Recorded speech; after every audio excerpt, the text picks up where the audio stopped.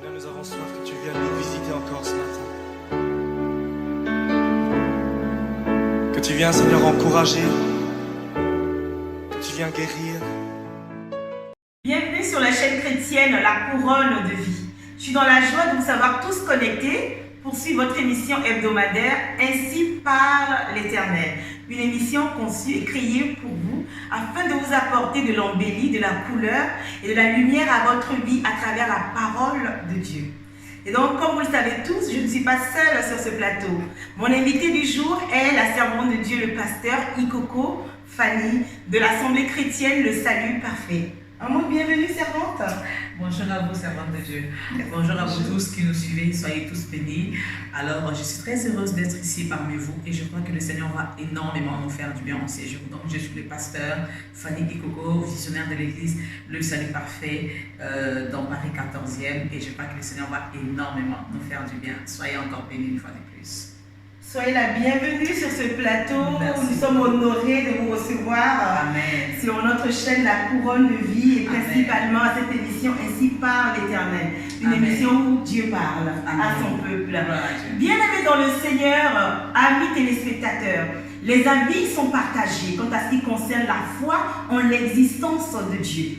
Certains pensent que les chrétiens ont refusé de travailler leur cerveau, ont refusé de travailler leur intelligence au détriment de croire en Dieu. D'autres, selon leurs recherches, se disent oui que le cerveau que Dieu a créé contient, c'est-à-dire détient des fondements où Dieu peut déposer la foi. Et donc ça c'est selon les scientifiques. Et donc les avis sont partagés comme je le disais. Mais vous, qu'est-ce que vous en pensez? Croyez-vous ou ne croyez pas? Mais nous croyons sur notre chaîne chrétienne La Couronne de Vie.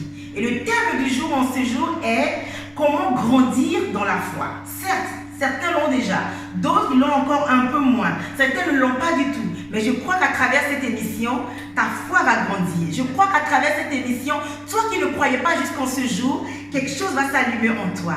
Servant de Dieu. Oui. Pasteur Ikoko. Fanny. Oui. Qu'est-ce que c'est que la foi? Qu'est-ce que c'est la foi? Vraiment, je bénis le Seigneur par rapport à ce thème qui est très très important. Amen. Qui est très important, non seulement pour nous tous qui est enfants de Dieu et surtout bien sûr pour ceux qui ne croient pas. Amen. Et aujourd'hui, nous allons parler de la foi. Et je sais et je le crois de tout mon cœur qu'il n'y a pas d'hasard avec le Seigneur. C'est Dieu qui a permis que nous puissions avoir vraiment ce thème en ce qui concerne la foi. Alors, c'est quoi la foi? Étant donné que nous sommes enfants de Dieu, notre Bible ou bien le livre qui nous conduit, qui dirige nos vies, c'est la Bible. Alors nous allons prendre la parole de Dieu, nous allons lire la définition de la foi. Parce que nous voulons parler de la foi selon Dieu. Pas selon ce que les hommes pensent, pas selon ce que le pasteur Fanny pense, pas ce que les hommes pensent, mais ce que Dieu dit de la foi. Alors nous allons prendre nos Bibles dans le livre de Hébreux, le chapitre 11. Hébreux, le chapitre 11, au verset 1er. Alors je vais le lire pour nous.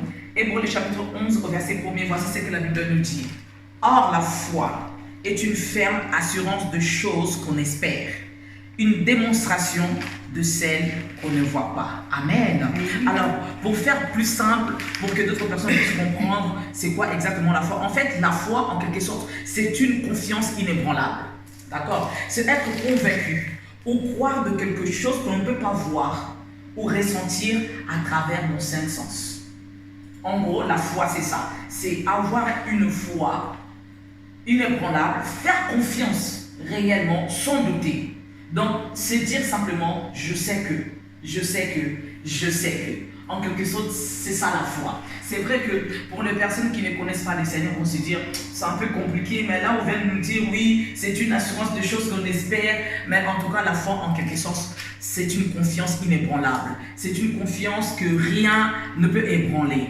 Donc, c'est quelque chose qu'on ne peut pas voir, qu'on ne peut pas sentir, mais nous croyons que la chose existe. Voilà, en quelque Cette sorte. chose qui existe, c'est selon la parole de Dieu. Cette chose qui existe, c'est selon les promesses de Dieu pour ses enfants. Exactement. Cette chose qui existe, c'est ce qu'on croit qui Exactement. va arriver dans nos vies. Voilà, C'est ça? exactement. En fait, si nous croyons que je sais que les promesses de Dieu existent, je sais que Dieu existe, c'est vrai, je ne vois pas Dieu, je ne l'ai pas vu, je ne l'ai même pas entendu, mais je sais que Dieu existe. En fait, c'est un peu de la folie, mais la foi, c'est ça. c'est de la folie. Tu crois à quelque chose que tu n'as pas vu, tu crois à quelque chose que tu n'as pas entendu, tu n'as pas touché, mais tu crois quand même. C'est ça la foi. Non seulement c'est ça, mais aussi croire aussi à la promesse de Dieu. Tu te dis que bon, le monde m'a condamné que je suis stérile, mais je sais que j'ai des enfants. Pas que j'aurai, mais j'ai des enfants. Je sais que j'ai des enfants. Malgré que les médecins m'ont condamné que je suis stérile. Je sais que le monde on dit plein de choses, mais je sais que ce n'est pas ce que Dieu dit. Je sais que c'est de ce que la parole dit. Exactement. Donc pour avoir cette foi-là, il faut être constamment en contact avec la parole de Dieu. Nous allons voir cela par rapport à ce qui concerne la foi. C'est vrai que je viens de dire c'est quoi la foi, mais ensuite nous allons voir mais c'est quoi exactement le rôle de la foi. Parce que la question que tu viens de me poser, c'est la question qui vient juste après. C'est la question qui vient juste après. Donc j'aimerais que nous puissions aller étape par étape. Donc on nous dit exactement mais le rôle de la foi c'est quoi? Alors le rôle de la foi, en fait la foi nous permet de vivre par ce que Dieu dit. C'est-à-dire ses promesses. Pas par ce que nous voyons avec les yeux. En fait la foi, ce n'est pas ce que je vois, mais ce que je crois. Ce que je crois. Je n'ai pas vu, mais je crois que la chose existe. En fait, le rôle de la foi nous permet de braver des obstacles, alors que le monde dit que tu n'y arriveras pas, mais moi je sais que j'y arrive. Donc la foi nous aide à franchir les obstacles. Par contre, le monde avec ses idées nous limite en fait. Voilà, exactement. Je vais prendre un exemple. Il y a trois jeunes hommes dans la Bible, Shadrach, Meshach et Abednego. Alors ces trois personnes, ils avaient tellement la foi en Dieu, ils ont cru à Dieu. On leur a présenté un autre Dieu. On leur a dit d'adorer un autre Dieu. Eux, ils savaient que le vrai Dieu qui existe, c'est le Dieu d'Abraham, d'Isaac. Ils avaient cette ferme conviction. Ils avaient cette conviction. Ils étaient convaincus, coûte que coûte. Peu importe ce que Dieu, que notre Dieu est capable d'agir. Peu importe ce qu'on pouvait leur dire. Alors ils ont été condamnés. On leur a jeté dans la fournaise ardente. Et on s'est rendu compte que ces personnes sont sorties sauves. Ils n'ont rien eu. Idem. Pourquoi? Parce qu'ils avaient foi en leur Dieu. Ils avaient confiance à cette personne en qui ils avaient cru. En fait, le rôle de la foi nous permet non seulement de braver des obstacles, et aussi à toutes ces personnes qui ont dit le contraire de ce que nous avons dit, cru, pour que ces personnes également puissent y croire. Nous allons voir ensuite que le roi a dit non, effectivement, c'est vraiment leur Dieu qui est le vrai Dieu. En fait, la foi démontre que Dieu existe. La foi démontre que ce qui est impossible à l'homme est possible à Dieu. Si tu crois, alors tu verras la condition. Donc il faut croire. Il faut simplement croire. La Bible ne dit pas simplement il faut avoir une grande foi, une petite foi ou quoi que ce soit. En fait, il faut juste croire. Tout simplement. Si tu crois, alors tu verras la gloire de Dieu. Si tu crois, alors tu marcheras selon les promesses de Dieu. Si tu crois, tu verras les promesses de Dieu s'accomplir. Mais ce qui est bien avec le Seigneur ne dit pas que les promesses de Dieu prendront peut-être 20 ans, 10 ans, peu importe les temps. Mais toi, il suffit simplement de croire. Voilà. Pour le frère, pour la sœur qui nous regarde, qui est connecté, qui souhaiterait, qui croit, qui a cette conviction-là, je crois que Dieu existe, je crois que Dieu m'a promis, il y a des promesses pour moi dans la parole de Dieu. Exactement. Comment ce frère, comment cette sœur peut marcher par la foi? D'accord. Alors, comment cette personne qui croit déjà à la parole de Dieu, qui est née de nouveau, mais peut agir sa foi. Voilà. Cette foi, elle a reçu cette semence déjà de la foi, le fait de croire. La personne. Mais elle souhaiterait marcher par la foi. Parce qu'il y a certaines décisions, par exemple, qu'on veut la prendre, sans qu'on n'a pas la foi, on ne peut pas la prendre. Donc c'est ça, en fait, le début de marcher par la foi. Exactement. On te dit non, mais tu ne peux pas y aller, un peu comme vous le disiez tout à l'heure. Et là, parce que cette personne a décidé de marcher par la foi, elle pourra prendre des décisions, voire même des risques des fois. Exactement. Et donc, qu'est-ce que vous apportez à votre téléspectateur? Comment marcher par la foi? Alors, je vais dire à une personne qui a déjà cru aux promesses de Dieu, qui croit que Dieu est fidèle, qui a déjà cette sémence qui est la foi. Alors, mais je vais te dire, comme tu crois déjà que les promesses de Dieu sont là, tu dois marcher sans regarder à gauche et à droite. Tu dois faire de Dieu. Tu dois faire des promesses de Dieu le focus. C'est-à-dire que je regarde simplement aux promesses de Dieu. Je marche sans voir ce qui est tout autour de moi. Je marche sans regarder ce qui se passe tout autour de moi. Pourquoi? Parce que quand tu marches, tu te dis que j'ai la foi, et quand tu regardes tout autour de toi, il y a des gens qui vont parler, les choses disent le contraire. En fait, la foi, ce n'est pas ce que je vois, mais ce que je crois. En fait, la foi, c'est la vérité. La vérité. C'est ça. La foi, en fait, c'est la vérité. Ce n'est pas ce que les hommes disent. En fait, je prendrai aussi un exemple de Pierre. Pierre dans la barque. Alors qu'ils ont vu Jésus, ils ont vu un homme en train de marcher sur les eaux. Et ils ont demandé, mais qui est cet homme? Ils ont tous commencé à crier que c'était le fantôme. Alors Pierre a dit, mais Seigneur, si c'est toi, permets que je puisse marcher sur les eaux. Pierre, il avait la foi, n'est-ce pas? Il avait la foi qu'il pouvait marcher sur les eaux. Comme le maître. Voilà, moi je ne sais pas, depuis que je connais le Seigneur, je n'ai pas encore entendu une personne qui a marché sur les eaux jusqu'à présent. Mais je crois à la parole de Dieu.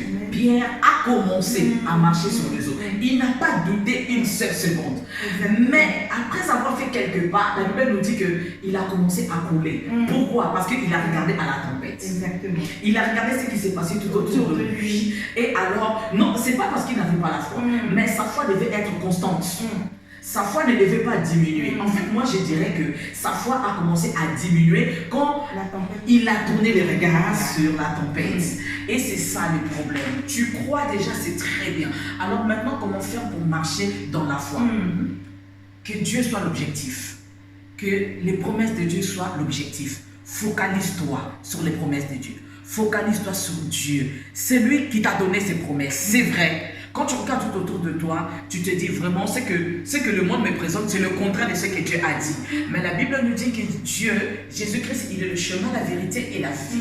C'est lui qui est la vérité de ta vie, c'est lui qui est la vérité des promesses qu'il t'a données. Alors marche, qu'il soit le focus. Ne regarde pas tout autour de toi, ça peut sembler difficile, je sais. Ça peut arriver que tu puisses perdre la foi, je sais. Mais moi je te dis simplement, souviens-toi, quand tu veux abandonner, souviens-toi pourquoi tu as commencé à croire. Quand tu veux tout laisser, souviens-toi pourquoi est-ce que j'ai cru. Pourquoi est-ce que j'ai commencé à marcher avec le Seigneur. Et je sais que le Seigneur permettra que tu puisses continuer sur le chemin, que ta foi ne puisse pas s'abaisser, que tu ne puisses pas reculer. Tu vas continuer parce que le Seigneur, il est celui qui soutient. Amen. Il te soutient par son esprit. Alléluia. Le frère, la sœur qui est en direct, qui nous regarde, se pose des questions. Il dit, mais ça fait longtemps que je suis dans le Seigneur, ça fait des années, je suis même diacre, je suis chantre de l'Éternel, ça fait des années que j'ai accepté le Seigneur Jésus-Christ. Est-ce que le temps d'ancienneté rend-il notre foi plus ferme qu'une personne qui vient de naître de nouveau, par exemple? Moi, je dirais non. Je dirais non. En fait, une personne qui vient de naître dans le Seigneur, une personne qui a fait 10 ans, il n'y a pas une différence. Ce n'est pas parce que ça fait 10 ans que je suis dans le Seigneur, donc j'ai plus la foi que... Donc la foi ferme ne dépend pas de notre ancienneté dans non, le Seigneur. du tout, non. Ça dépend simplement, moi je dirais, une fois que tu crois, oui, tout est possible. Tu crois au Seigneur Jésus-Christ, tu crois en l'œuvre de la croix, tu crois ce qu'il a accompli pour nous, tu crois simplement. C'est la base. C'est vraiment la base de toute chose. Donc tu n'as pas besoin de faire 10 ans pour avoir une grande foi. Non, tu n'as pas besoin de ça.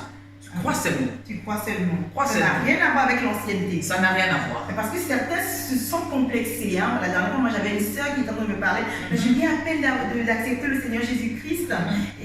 Mais donc, ce qui fait que vous qui êtes dans le Seigneur il y a très longtemps, c'est sûr qu'on n'a pas la même foi. Et je lui avais répondu pareil que vous. Servant, j'ai dit non, ça n'a rien à voir.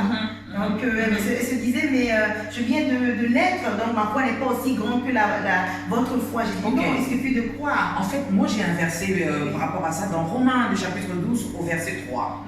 Ici, Paul dit, par la grâce qui m'a été donnée, je dis à chacun de vous de n'avoir pas de lui-même une haute opinion, mais de revêtir des sentiments modestes, selon la mesure de foi que Dieu a départie à chacun.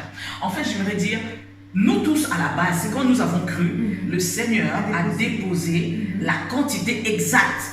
En fait, je dirais même peut-être 10% dans chacun de nous. 10% de foi dans chacun de nous. À partir du moment où tu as cru. À partir du moment où tu as cru.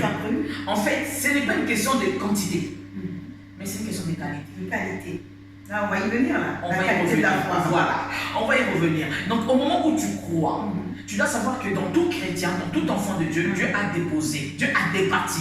Comme Dieu est juste, il n'a pas donné à un frère qui fait beaucoup de miracles 10% de la foi, à d'autres personnes qui ne font pas beaucoup de miracles 10% parce que lui il est meilleur que toi. Non, non, c'est pas ça.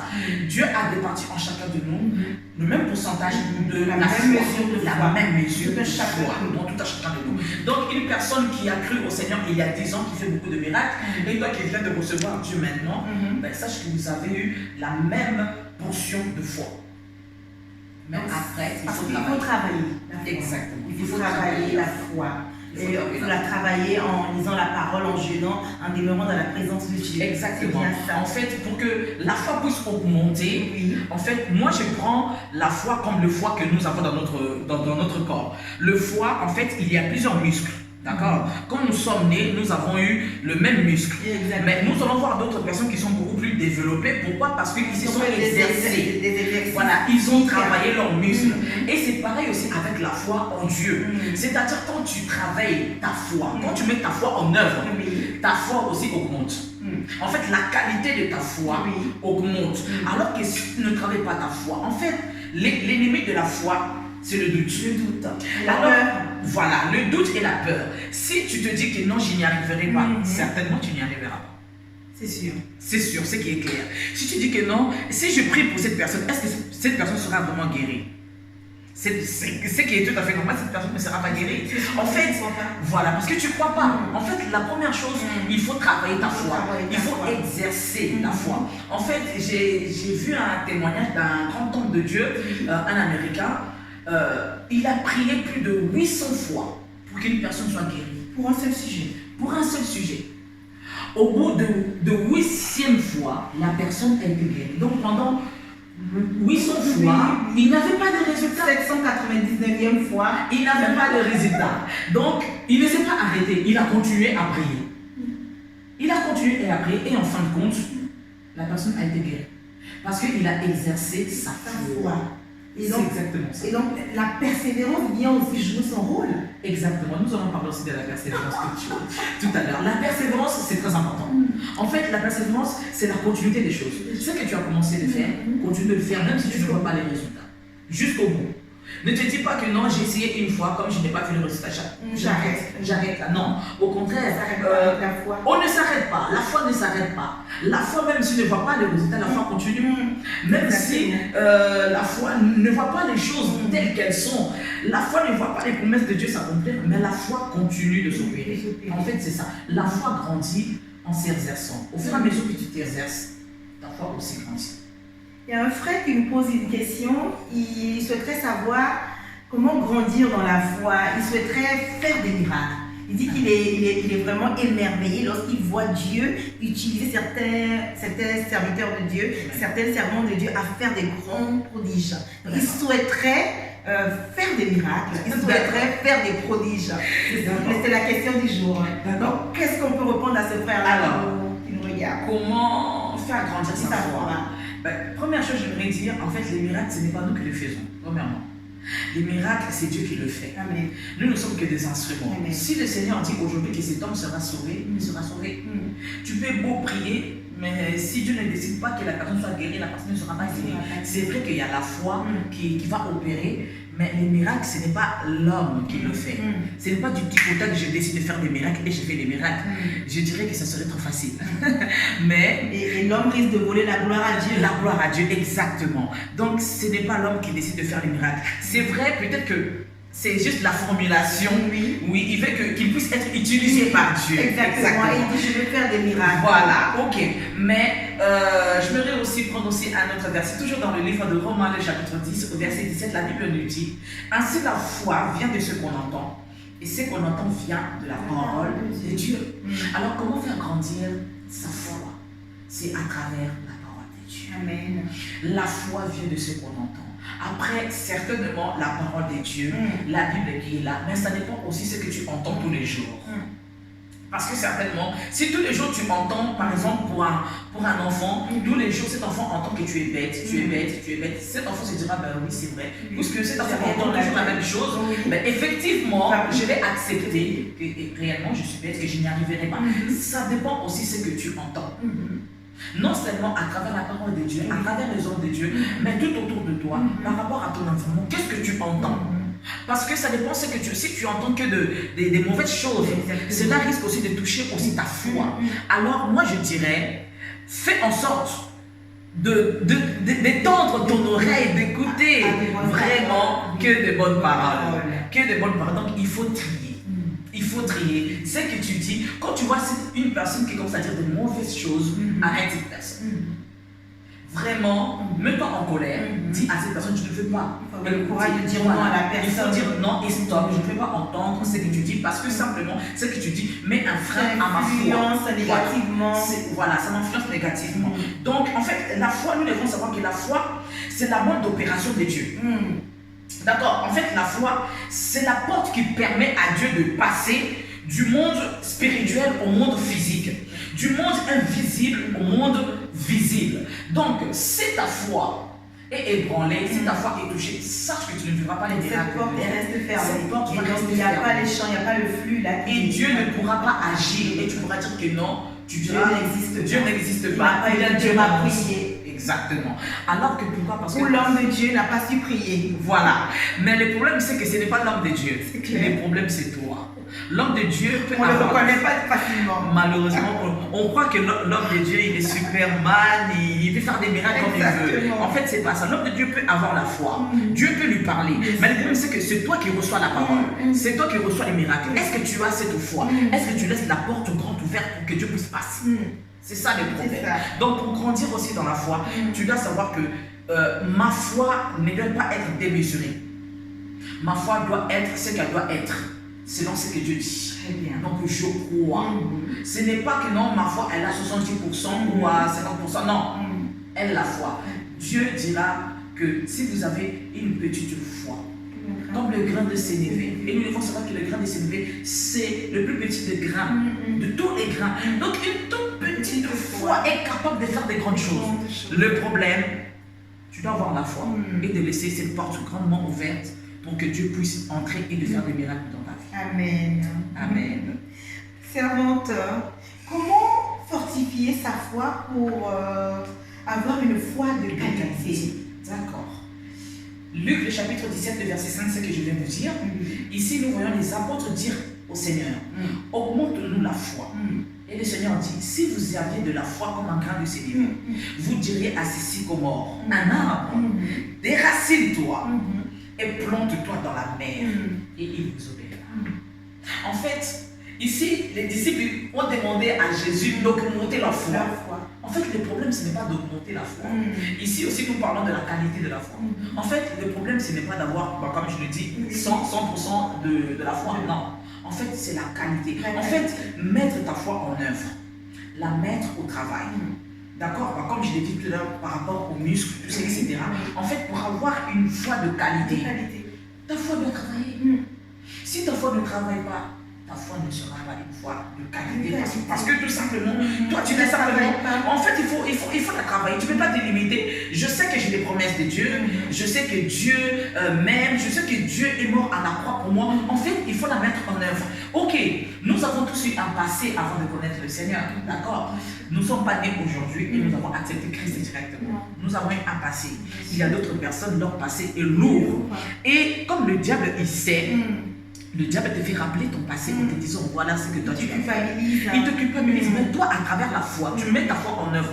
Tu dis que non, que la parole de Dieu dit que tous ceux qui sont en Jésus-Christ, ils sont une nouvelle créature.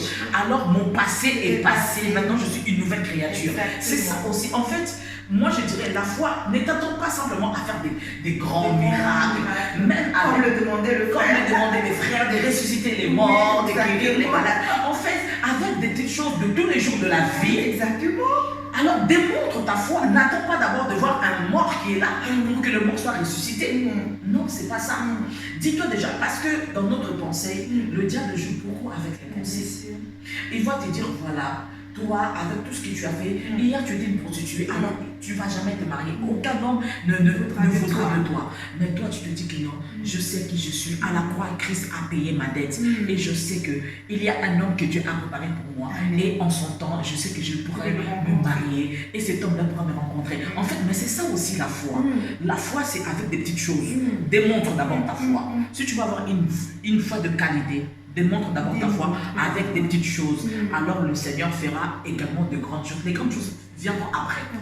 Après, commence d'abord avec les petites choses. Les petites choses à s'exercer. Voilà, à t'exercer. Et au fur et à mesure, quand le Seigneur verra la qualité de ta foi, et le Seigneur permettra aussi que tu puisses faire des grandes choses. Des grandes choses à travers la foi. Exactement. Qui montre au Seigneur. Exactement.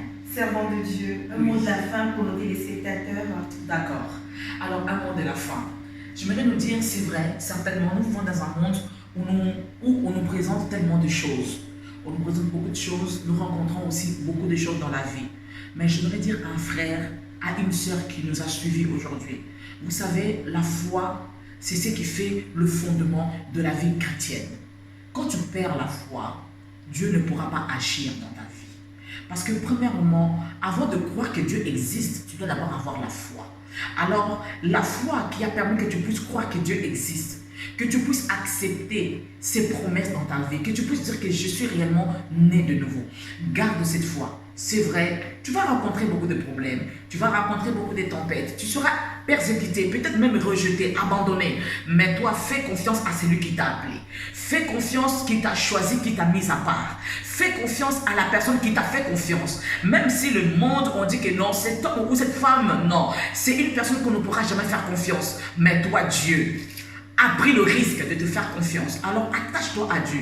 Fais confiance à Dieu. Crois réellement que Dieu, c'est lui qui m'a fait confiance. Alors moi, je m'attache à lui. Même si on me rejette, même si on m'abandonne, je sais que la promesse de Dieu finira par s'accomplir. Et tu pourras dire comme Job, je sais que mon Rédempteur est vivant et il se lèvera même le dernier. Le Seigneur finira par se lever dans ta vie. Donc voilà, garde la foi, n'abandonne pas. Dieu est avec toi. Soyez bénis. Bien-aimés dans le Seigneur, amis téléspectateurs, merci d'avoir été en notre compagnie durant toute cette émission. Aujourd'hui, nous avions parlé de la foi. Et donc, n'hésitez pas à laisser vos questions. Et vos questions serviront de thématique pour nos prochaines émissions. C'était votre émission sur la couronne de vie ainsi par l'Éternel. À bientôt. Que Dieu vous bénisse.